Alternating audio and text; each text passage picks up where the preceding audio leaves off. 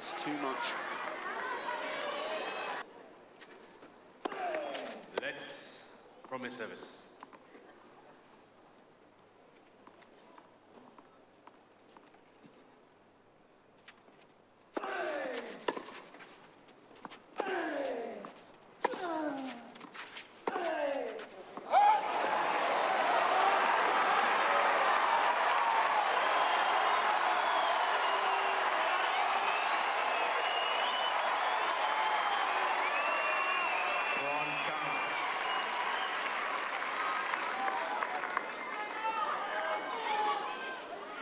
Point then.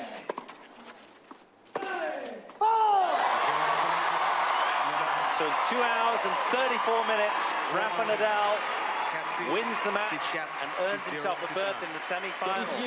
4-6, 6-4, 6-love, 6-1. And he treated us to the last 3 sets of vintage Rafa, the defending champion. Rafael Nadal, king of clay anytime, any day, defeating David Ferrer. We'll be meeting Andy Murray. And what a cracker. That's what we'll be talking about, the 2014 French Open right there. Okay, so that's it. Let's talk about the French Open. Tennis fans, I want you to talk to us. Who do you think will win in the women's category and the men's category this season? On Twitter, our channels_sports. On Facebook, our channels-sports. Let's talk tennis. Tayo Salam, it's good to have you on the show. Yeah, great to be here once again. Nadal, yesterday we talked about this particular game, and I said it will be a little bit difficult because Ferrer beat him at the Monte Carlo Masters, so maybe that would have helped his confidence a little bit. But then after that first set in which Ferrer won, Nadal just came back really strong, and it just blew him away. The second, third, and fourth sets were no competition at all. The power was just too much for Ferrer to handle. That's Rafael Nadal right there for you. I'll tell you, let's come back to Nigeria. Now, 7 days to go to the 2014 FIFA World Cup. It gets scary as the day comes closer. Nigeria getting ready to play the United States of America. That's another big test for Coach Stephen Keshi. Yeah, big test, and they have to be very careful. Remember in that game against Greece, the Chejile picked up an injury. Thankfully, it's not very serious. So we hear he's going to come back for this particular game. So the boys really, I know this kind of games are friendly games, but then you still need to take them serious. But then be careful. Be careful you don't pick up silly injuries at this very late hour. So hopefully these guys go on and play a better game than compared to what they gave us against Greece. That's it. Striker Shola Amiobi says they're coming all out. They'll play good football. It will be better than what you saw in the game against Greece. News coming from the media officer of the Super Eagles of Nigeria, Ben Alaya, is that Eldison Chejile is fine. Tayo, what I wouldn't want is rush him into this United States game. No. Let's see maybe Juwon, Shaniwa. Try players. Yeah, exactly. Yeah, like say you don't want to rush someone that is not that got injured a couple of days ago. So and there's Juwon Shaniwa in that team as well. So it's an opportunity for the coach to actually see him in action. I'm sure he's seen him, perhaps he's seen him in his club already, but then for the national team, it's a different ball game entirely. He hasn't really played much for Nigeria at all. So if Juwon can actually come into that game and hold his own against a solid United States team, then it will be good for the country. We're going to the World Cup knowing if anything damaging or anything permanent happens to a Chejile, then you can be rest assured Juwon Shaniwa will take his place and perform very well. Coach Stephen Keshi has named his final 23-man list for the 2014 FIFA World Cup. And then that list has generated so much talking points. But then I'm glad it's dying out now because the World Cup is coming. Everybody is now looking forward to that one. The Super Eagles will play the United States of America. That game will come up on Saturday. Organizers are still trying to put out the time for kickoff. And then when we confirm the time for kickoff, we will let you know. Talking about the Super Eagles preparations for the 2014 FIFA World Cup. It's not just the Super Eagles that is prepared. Remember, other countries will feature at this tournament. Portugal, one team that everyone will be expecting to do so much. Remember, they came through the playoffs, and then they have the World Footballer of the Year in Cristiano Ronaldo. And then it's a race to fitness for Cristiano. Oh my goodness, 7 days to go. Like, did you ever think about it like this? 7 days to go, Ronaldo not fit. multiple injuries actually. He's got tendonitis in his knee, and he's got a thigh injury as well. So you wonder what's going on. But then it's not really a surprise if you've been following Ronaldo. If you followed him towards the end of last season, he battled the same injuries. And towards the end of last season, the only reason he played against the Atletico Madrid in the final was he wasn't going to miss that game for anything. They patched him up to play that game. Remember, in the final, he wasn't himself at all. He managed to get a goal from the penalty spot, but that wasn't the Ronaldo that we all used to. It's a shame now the injuries are coming back, and it's a race, really. It's a race, and if he doesn't make the first game of the World Cup, it will be very sad for Portugal because he's their talisman, really. They don't have anybody to actually lead them to glory. And obviously, we'll be hearing the stories about the witch doctor that is taking the credit, and congratulations to that dude there, because all he's tried to achieve, everything he's been able to achieve is give himself some very good promo, and everybody knows him now that there's a certain witch doctor in Ghana.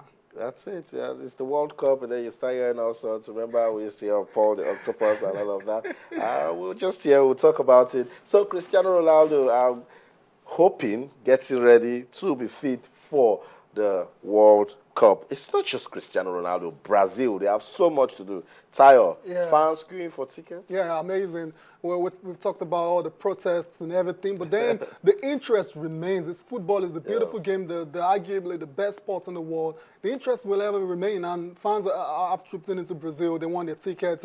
Some have been very unfortunate not to lay their hands on the ticket. Actually, yesterday, fans in Rio and Sao Paulo, they're crying foul because all the tickets just went off like that. They went like hot cake, and they couldn't lay their hands on the tickets. And we have some fans there. Look at that guy there. It's tired of standing. That's how much he wants to see the World Cup.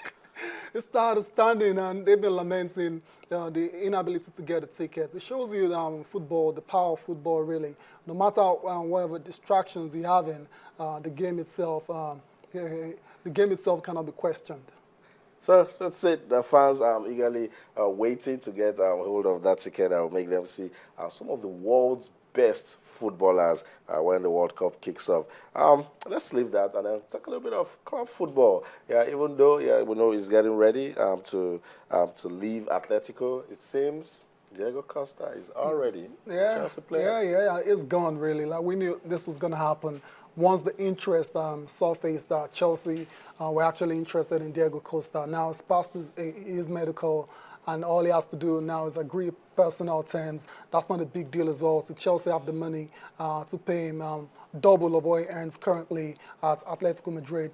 Very good striker. We've seen what he did last season. 36 goals. Awesome. And Chelsea fans really should be excited about Diego Costa leading the attack next year. And not just Chelsea fans, Atletico, they want that money. It's all business. Gladly let him go now so the value doesn't drop next season. Exactly. So that's it. Chelsea fans will start, dropping names of Diego Costa, now plays for Chelsea Football Club of England. Okay, Tara, let's go to the French Open. Yeah. And we saw the way Rafael Nadal just bullied his way against David Ferrer. Next up for him is Andy Murray. Tough one. Murray really has surprised everybody with the way everything is achieved and so far in this competition. He's coming without a coach. Remember that. And he's doing well. He's got to the semifinals against all odds. And going up against Gael Monfils now, we always thought it was going to be a tight game and improved, so went down to the wire. But Murray showed his class at the end of the day. He's been there, he's done it before. Grand Slam, double Grand Slam champion already. And at the end of the day, Monfils couldn't just leave with him. Congratulations to Murray, but I think it might just be the end of the road for him against Rafael Nadal, who is looking for that ninth title.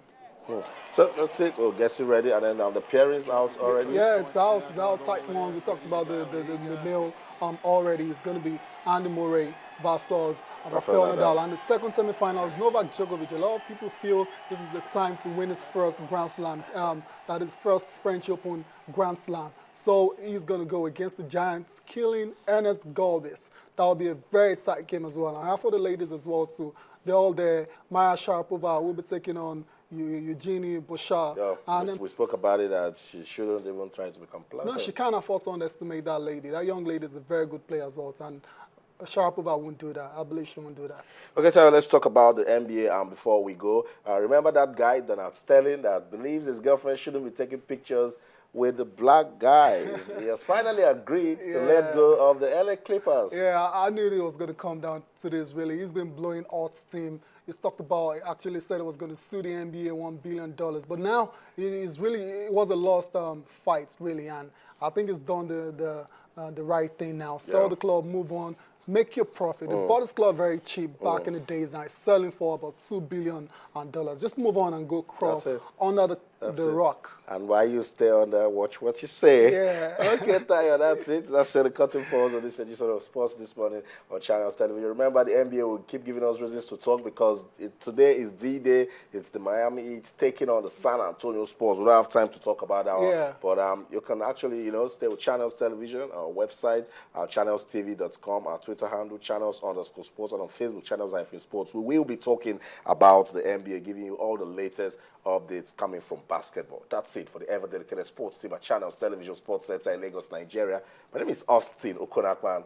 Sports is so much fun. I'll stop talking about it. In everything you do, remember, let's keep talking sports. Bye for now.